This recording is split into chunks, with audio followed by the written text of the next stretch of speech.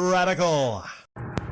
Welcome to Flea Market Stories, the show where I share with you my adventures in the world of flea marketing. This day I didn't keep a note of really everything I sold. I think it was a so-so day. But everything we're going to talk about is game related on this installment. Quickly, I almost had my PSP sold. I explained that the battery did not work, and I didn't want to really worry about getting another battery. I know they're not expensive online, but I just don't see myself playing the PSP a whole lot. Almost had it sold, but I didn't have the plug-in cable for it. I mean, I think I do. I just don't know where it is. Or maybe I didn't get one when I got it. Can't remember when I got it or where I got it. There was a guy that came up, looked through all the Xbox games, and asked me if I had any Nintendo games, and I said no. And then he said to keep an eye out for some Zelda games, specifically GameCube. That's what he was looking for. And he showed me one, and it was Zelda with the Master Quest. I think it was the Ocarina of Time disc, but it had the optional Master Quest, I believe. And I looked at it and I was like, wow, good copies of that one are going for a good bit more than $60. And I mean, we're talking about like GameCube games. I think that's fairly silly. You know, not a Zelda sealed NES game or Super NES, but GameCube. And it wasn't all that long ago, right? But, whatever. Okay, this is what I'm going to spend a good bit of time talking about.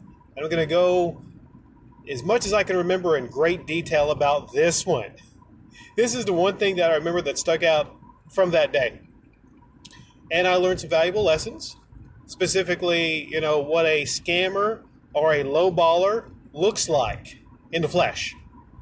So he came by, this one fellow came by, and he was telling me, you know, man, I like what you're doing here, man. I like what you're doing here, man.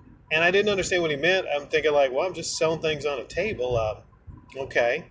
I like what you're doing here, man. You know, this is how I got my start.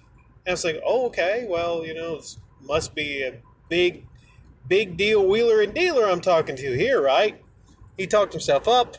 He says, you know, he moves lots of pallets of things and he goes places and buys a lot of things. And then he's talking himself up. And I was like, okay, well, this guy must have a good bit of money, you know.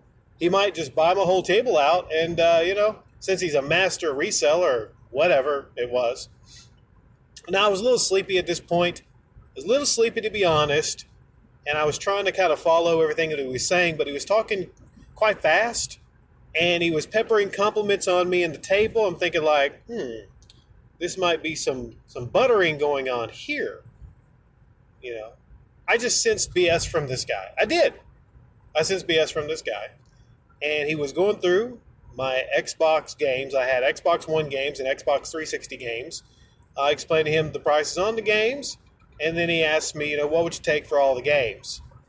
And I made the mistake of not really counting all the games I had on display there. And maybe it was due to, you know, just not being fully awake or just kind of sleepy. I was kind of like stealing naps, you know, just like kind of like leaning on the table a little bit, stealing naps when it was kind of slow and no traffic. But I don't know, I said like, I don't know, maybe like around 100. And he kept like complimenting the games, like, man, you got some good games here, man. You know, some good stuff. You know, these are good. But then a couple minutes go by, and he starts blabbering about something else. But then he gets back to the games, and he's like, you know what? You know, I mean, like, these are kind of like really looking at them again. They're kind of common games, you know. So he went from up talking it and complimenting me to kind of, you know, down talking the games, right? So he switched up on me. It was the down talking. And he was like, well, you know, I mean, I couldn't like really probably do more than 80.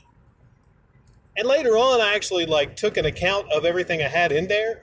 And, you know, sticker price is negotiable because I usually want $12 for my Xbox One games and $6 for the Xbox 360 games. I think it's easier that way to just kind of have set prices. It added up to about $280, you know, what I really had in there. So if he would have gave me 100, he would have got a steal. He would have got a great deal. You know, probably for the whole box, if someone asked, I probably wouldn't do anything less than 150, maybe even 160. Because the thing about games is, over time, the long run, you know, the games will sell.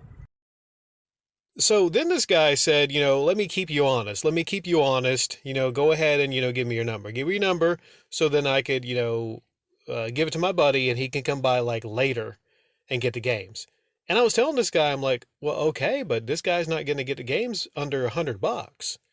He's not. And he kept trying to say like 80, 80, 80. I'm like, no, it's not, dude. Like, it's not $100.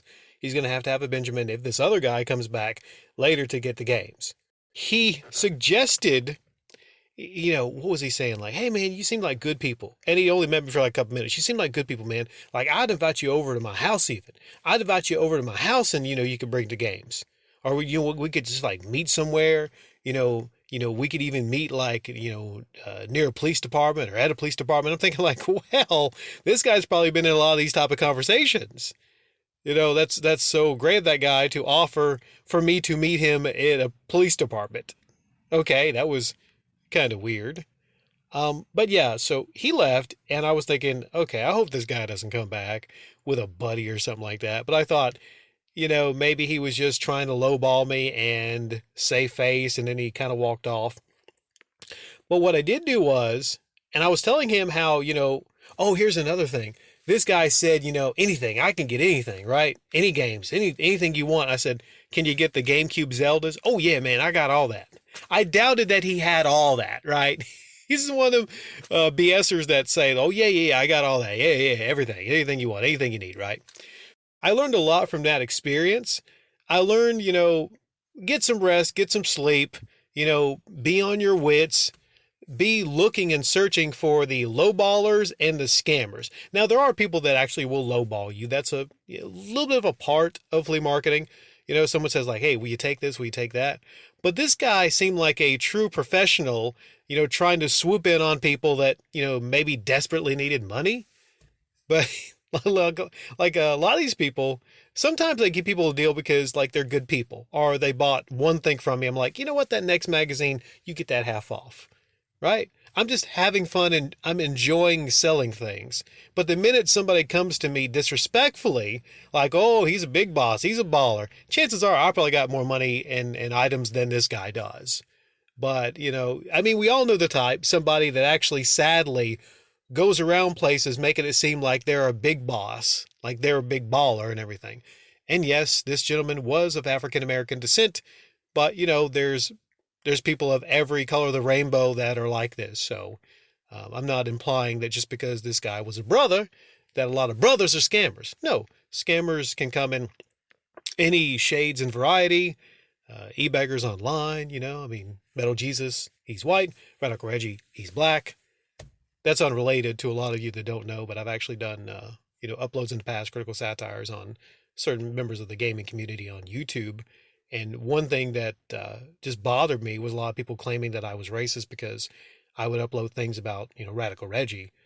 But then I would point out, well, what about Scott Riggs and Metal Jesus? They were, oh wait, John Riggs. Yeah, yeah. John Riggs, Metal Jesus, and, Kelsey Lewin and all of them. And, oh, they're females, so you're sexist. So, that's just one thing I just wanted to add in there that's always annoyed me for several years whenever I upload anything about someone that's African American, just, I guess, me just being white talking about someone that's African American in a not so charming manner makes me a racist. So leave it in the comment section down below. Is me calling this black person a scammer, a shifty scammer or whatever I said, does that make me racist? Interesting installment of flea market stories, wasn't it?